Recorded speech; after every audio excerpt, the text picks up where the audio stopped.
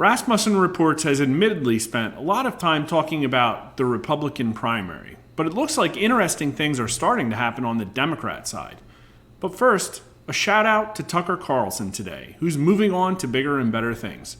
We don't have any polling on him yet, but we're happy he featured the incredible results we discovered just recently, showing that as of last count, 65% of likely voters think that undercover government agents helped provoke the Capitol riot. But now for today's questions. Have you ever voted for a presidential candidate from a third party? 34% of voters say yes, but 63% say no.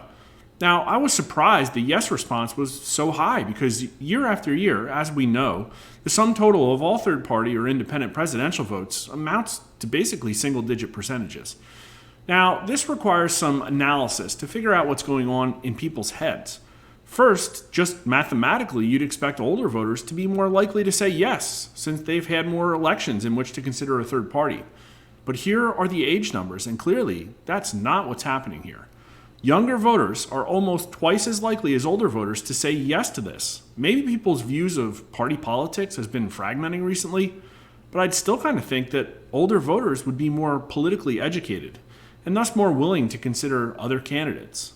Maybe it's just that 18 to 39-year-olds are much more jaded about our two-party system, and third-party candidacy is perhaps trendy to them. In any case, it seems both of them are severely overestimating how often they actually pull the lever for a third-party candidate.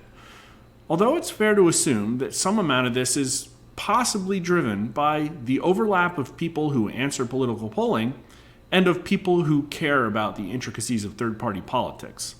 Here are the party numbers, and although you'd expect the column that actually contains those who call themselves third-party voters to say yes at a higher rate, only about 10% more of them than Republicans or Democrats say yes.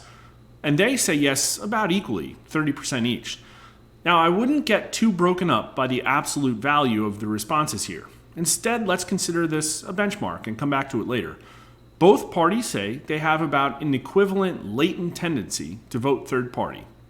Would a third-party presidential candidate take more votes away from the Democrat candidate or from the Republican candidate? Voters seem to consider, when asked, that a third-party candidate is more of a threat to Republicans. 31% say Republicans would lose votes, and only 25% say a third party would take votes from Democrats. Now, you could comment here on the nature in which Democrats do, in real world, tend to vote for their candidate as a solid bloc. But likely, this also reflects the fact that Democrats have an incumbent. Republicans don't, and an incumbent should theoretically be less likely to be challenged, especially from outside the party. Keep in mind, however, from a video not too long ago, that even if Biden formally declares his candidacy for the 2024 election, 62% of Democrat voters still want to see him challenged from within the party in the primary process. So there is clearly some discontent and disagreement that Biden represents the best path forward for the left. Here are their party numbers, and Democrats are almost as concerned about losing votes to a third party as Republicans. The Republican lead in the signal is coming almost completely from independents, a pretty clear 13-point margin. Does anyone have any theories on that? For your reference, Biden's approval rate among independents is only 39% today. But here's the big one. How likely is it that you will vote for a third-party candidate in the 2024 presidential election? 31% say likely, and 12% say very likely. Only 32% say not at all likely, meaning that overall, voters seem pretty open to the idea of voting outside the two-party candidates.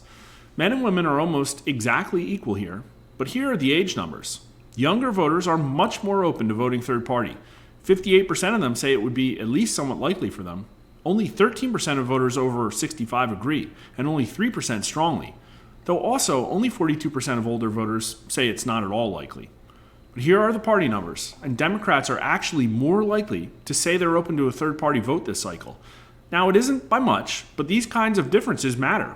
5 points more Democrats than Republicans say they are very likely to vote third party. Now, this could perhaps be entirely explained by Democrats overestimating their likelihood to vote third party. But keep in mind, again, they do have an incumbent. Their numbers probably shouldn't be the biggest here. And as another benchmark, Republicans and independents are about equally likely to say they'll vote third party. That's a pretty strange result, again, since the independent column actually contains self-identified third-party voters.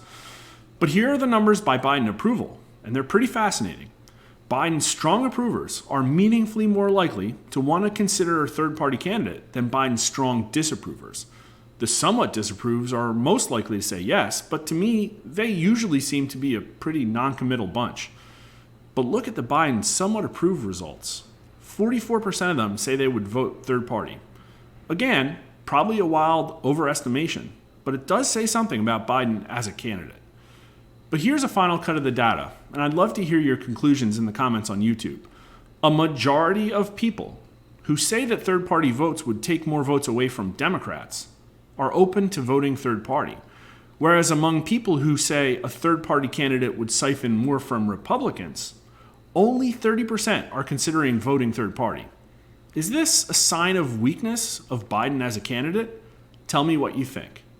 Now, we have to program a new set of questions tomorrow, so make sure you drop some ideas in the comments if you have them. And if you don't mind, please like the video, subscribe on YouTube or Rumble, follow us on Twitter, and thanks for watching.